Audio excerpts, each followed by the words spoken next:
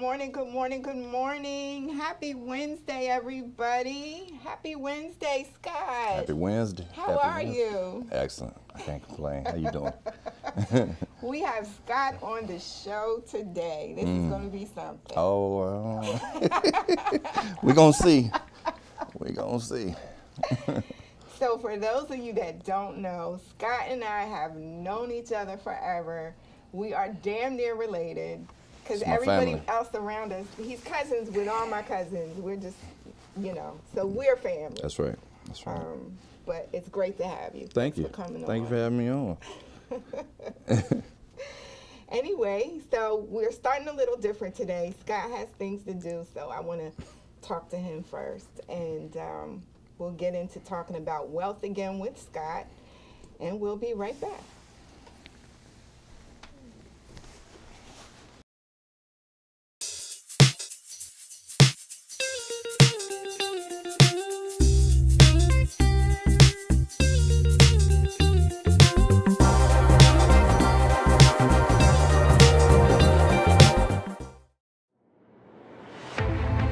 Go anywhere you want to go.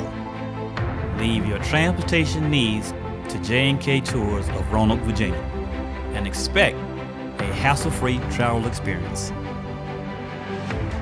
Go anywhere you want to go. Travel without worries. Leave your transportation needs to J&K Tours of Roanoke, Virginia, and expect a hassle-free travel experience.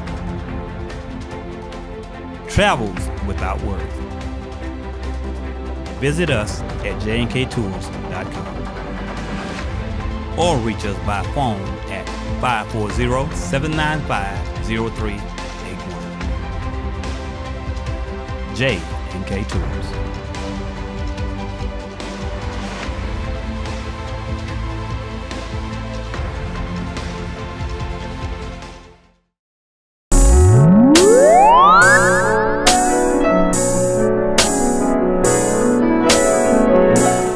Well, I matter because I'm always trying to find a way to help people, If I'm out volunteering for an organization, I'm always trying to help my friends out with something, trying to improve their life, improve my own life, I matter because I'm human, and who knows what I'm going to do in the future, so I might change something, we don't know our own fate, so I think I matter.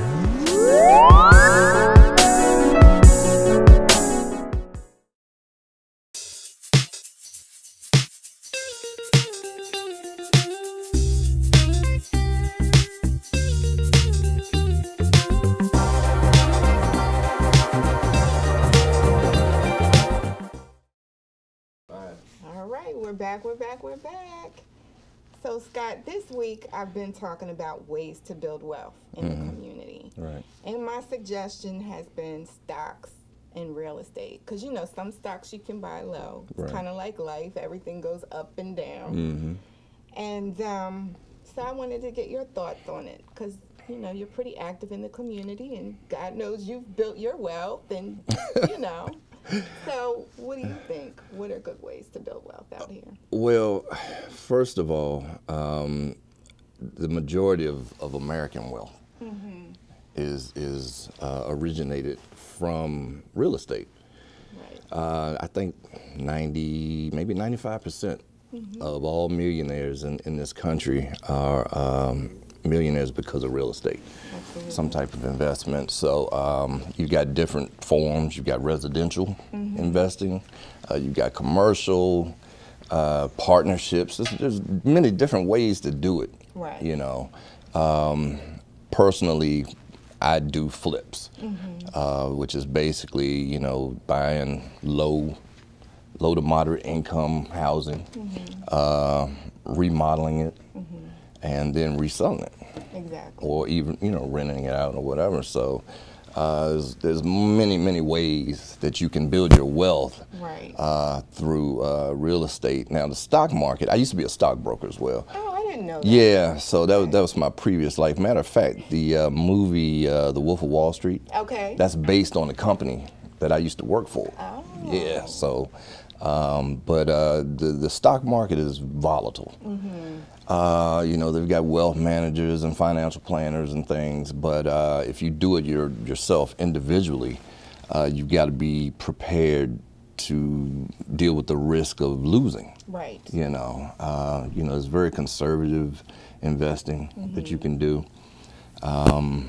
Mutual funds, not as big as they were in the 90s because the interest, you know, it doesn't really pay that well or whatever, but it's safe. Okay. You know, if you can expect at least your initial investment, if anything happened, you know, overall for the most part. But when you get into the individual stocks, if that stock goes down and you're not prepared, you know, you can short stock, which basically if the price goes down, you make money. Right.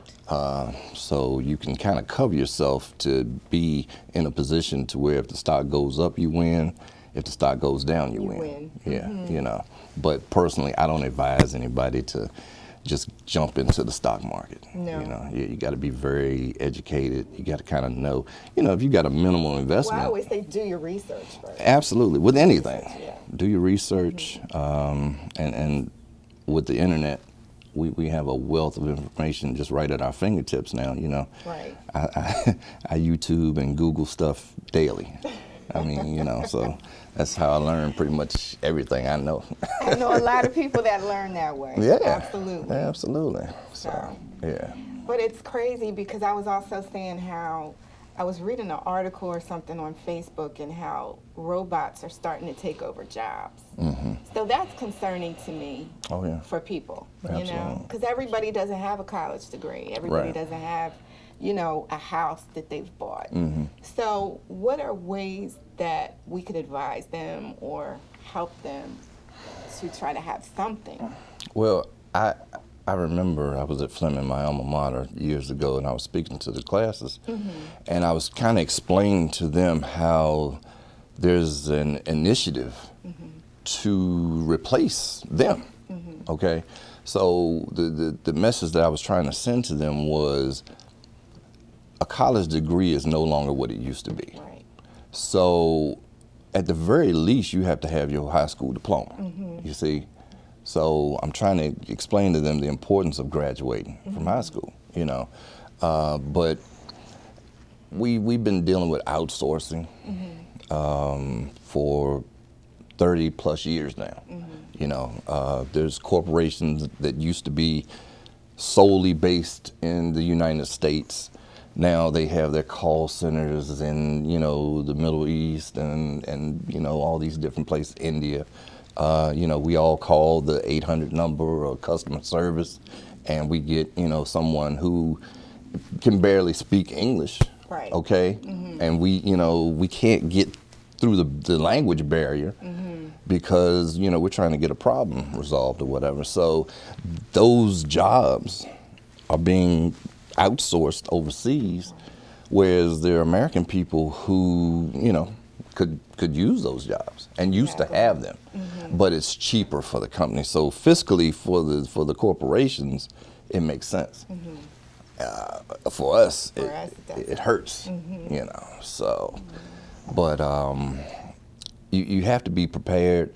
The one thing that I love about the younger generations now, they're being taught excessive computer skills. Right. You know, I mean, there are kids out here and their teens that are building apps and different things like that. So you've got to kind of be on the front end of that technology. Right. Otherwise, you're definitely going to be left behind.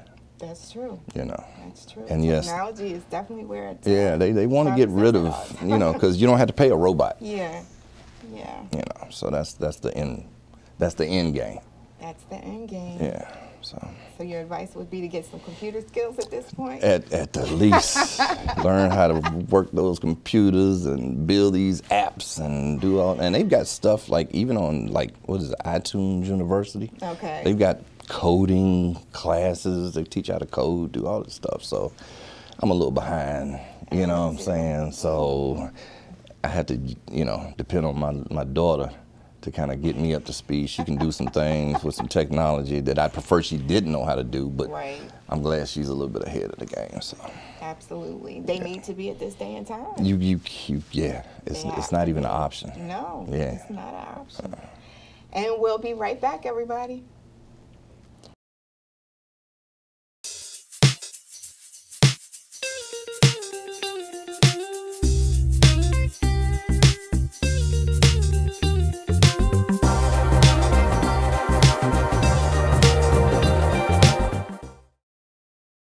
Who is N. Wesley Pugsley Jr. and Associates CPA. We are a full-service CPA firm with over 25 years experience in audit, tax, bookkeeping, payroll, including direct deposit, setting a 501c3 nonprofit status, preparing loan packages, and much more. We have an A+ rating with the Better Business Bureau. When I started in public accounting in the early 1980s, there were no computers or fax machines. Everything was face-to-face meetings. With the advent of computers, the internet, and cloud-based software, we can communicate with any client from anywhere in the country. With our portal technology, which is similar to online banking, you just sign into our secure website, upload your tax document, you scan to your C drive, and we prepare your return. It appears times are changing. I call this the year of enlightenment. Many Americans are seeing the advantages of supporting community-based businesses. We are here to serve you, not just because we're a community-based firm, but because we have the experience. We know we can serve your needs.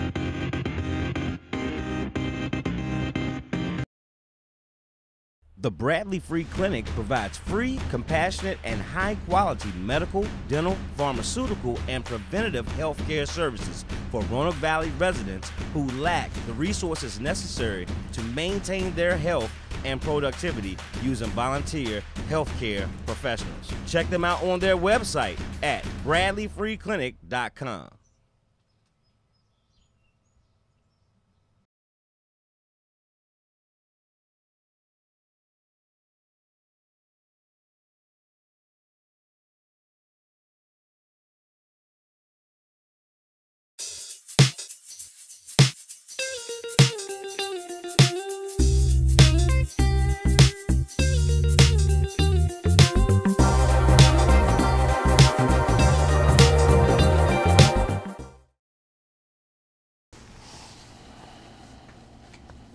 Yeah. Oh, we're back? I'm sorry. They're like snapping at me. I'm in a daze over here. How about that?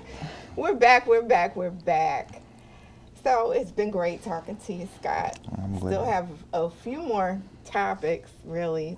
It's on the same thing, but I'm concerned. I am concerned about the poverty here. I'm concerned about the segregation here. What are your thoughts on those things? Oh, man. We're in historic Gainesboro as we speak. Right. So that's very symbolic of Black Roanoke's history. Exactly. Both positive and negative. All right. I went to nursery school right across the street. Okay. First Baptist Nursery School. Oh, wow. Yeah, that's where I got my start. So a lot of us that, I'm still friends with to this day, we all started in nursery school, And we had the Gainesboro Library when we went to on a regular basis and all these different things. So at that point in the 70s, we were on the back end of the civil rights movement, and we were under the impression that we had equal rights and different things like that, So things seemed to be better for us as Black people, and we were able to kind of do things that we had never been able to do in this country before, So the bad part about it was we took it as an opportunity to get away from one another. We moved to the suburbs, which I'm not mad at anybody for moving to the suburbs and making a better situation for themselves and so on and so forth. But, when we no longer had to patronize Black business because we didn't have another option, when we no longer had to buy our wares and our you know, goods from a black-owned business, because, you know, for the most part, a lot of times we weren't allowed to do certain things, you know. We couldn't eat at Woolworths down on Campbell Avenue and all these different things, you know. Roanoke, Virginia, in my opinion, just based on what I know personally, was strategically designed to sort of stave off an evolution of black greatness. Right. You see what I'm saying? Right. There's a myth. I'll say it's a myth because I've never been able to fully confirm it, that there was supposed to have been a historically black college and university here. Okay. Okay? And like I said, I've never really been able to 100% confirm that, but just imagine the experience. You know, we both grew up in Roanoke. Imagine had we had a Roanoke State University. Oh, yeah. You see what I'm saying? Yeah. How different the culture here would be, which in turn would have brought industry. Exactly. You see? So we are in a constant struggle culturally. You know, people come here. I've known people. I've been back here since 2003. And since then, you know, I've tried to help the community as best as I could. Right. You know, I've been a community servant. I've volunteered, and to the point where people thought I actually worked at the places that I was volunteering for. You see, most notably TAP, Total Action for Progress. I used to be the chairman of the board for TAP, and you know, TAP does a lot of great stuff for this community that a lot of people don't even know. There are a lot of people that are just under the assumption that TAP is just a glorified daycare. And it's way more than that. It's so much more than that, you know, and they help people in ways that a lot of people don't know. And there's a lot of disparaging things that people will say about TAP. But, you know, it's just like Roanoke. When you're talking about Roanoke, you're talking about me. So when you're talking about TAP, you're talking about me. You see, because I represent it, you know. But you kind of got to know. Roanoke very segregated. This entire region. Why though? I mean, because, you know, I have Jersey to compare it to. Right. And the diversity there. Like my neighbors, I have Spanish neighbors, Lebanese neighbors, Irish neighbors. You know, you're not just white or black. Right. Yeah, well, Roanoke has, for the better part of the last century, been black-white. Right. Now. Or mixed. Yeah, or mixed, okay? Which, you know, black. Come on now. But, you know, when I left Roanoke and went to Northern Virginia, it was a culture shock. Right. You know, because here it was black and white.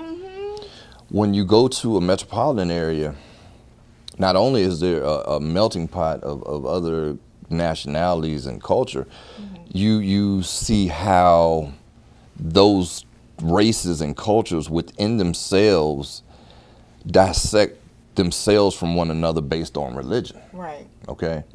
Like, to me, in the 90s or the late 80s or whatever the case might have been, you're white. Right. But when you go up north and you go to different parts of the country, you're Protestant or you're Jewish or whatever. You see what I'm saying?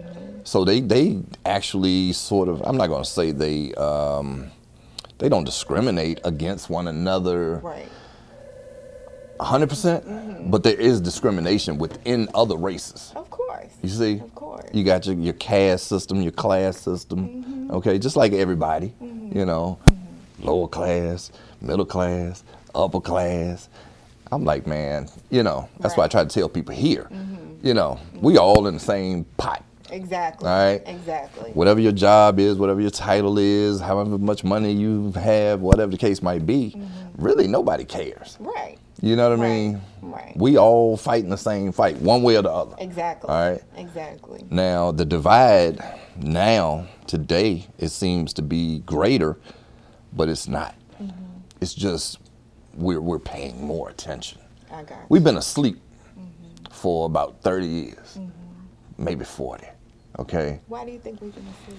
Because it's something, and I can't quote it because I'm not a quoter per se, but Martin Luther King wrote a letter about the burning house, all right? And some people will know this word for word. But in essence, what he was saying was, after the civil rights movement, after we thought we were equal, the integration, the desegregation, it weakened us as a people. Right. You see, I have a saying that I say personally is desegregation ruined a nation. All right. And the nation that I'm talking about is the black race. The black community. Yeah. Because once we got these opportunities and once we got these options, we scattered. You see? Now we always talk about why we're so weak and why we can't get together and all these different things. And it's just everybody has this hierarchy thing. Everybody wants to be at the top. Right. Okay. And everybody wants to keep up with the Joneses. A lot of people want to keep up with the Joneses, but and that's the thing about it here. You know, like I said, the disparity is so small now. You know, you got these organizations and all these different things where, you know, people who belong, you know, they might feel a certain type of superiority. Right. You know, or whatever. But at the end of the day,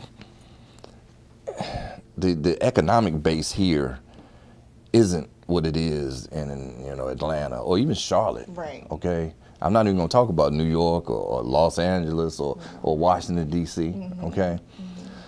So, you know, it's a struggle. It's an ongoing struggle. I talk about it constantly. My friends, we all talk about it constantly. You know, Roanoke is just, well, first of all, Roanoke City itself, businesses, we have to do more to bring business here and retain business, keep them here. You know, I mean, there are people who will move from the city and go to Botetourt for lower taxes and different things of that nature, you know.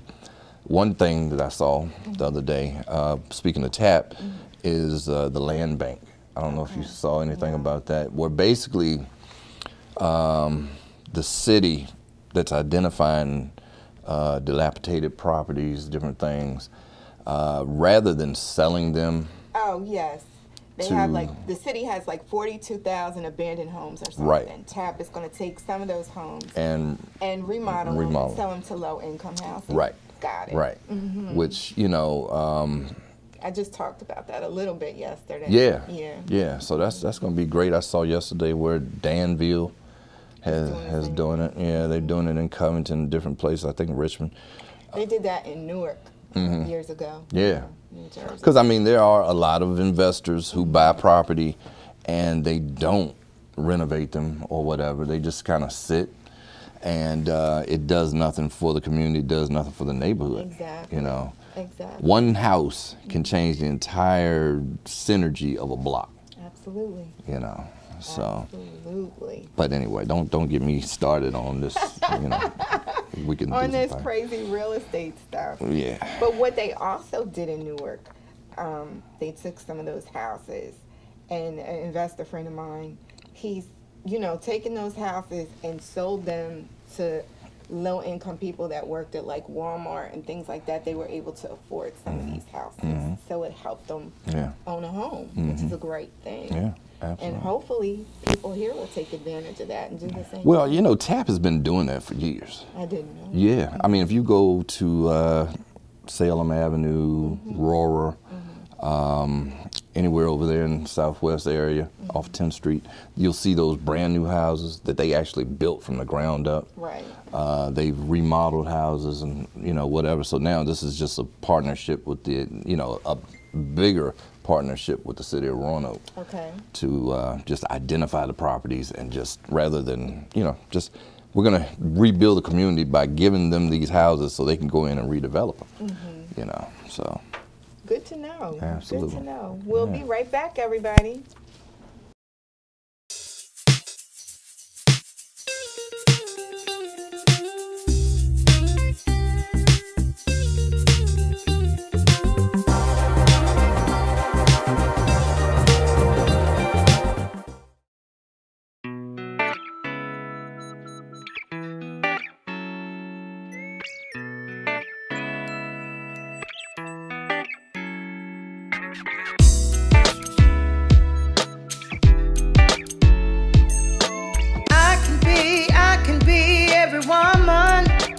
It's all in me, yeah. I can be every woman with Brie and B, fashions and accessories.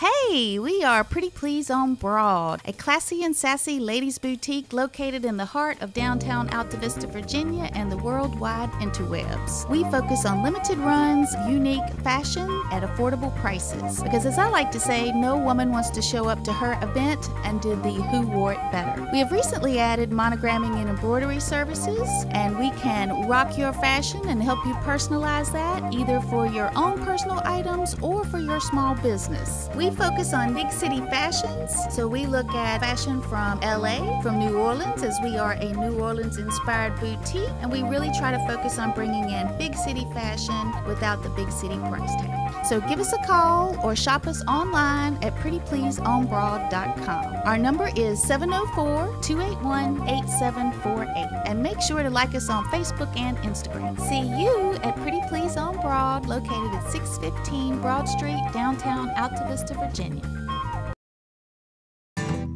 When you partner with Bank of Botetourt and Virginia Mountain Mortgage, you're helping shape the town you love. It's where you live, your culture, your favorite things that all come together to make it more than just buildings. It's your home. We've been part of your community since 1899. Our local lenders are your neighbors, and we're here to take care of you, your home, your neighborhood. Bank of Botetourt and Virginia Mountain Mortgage.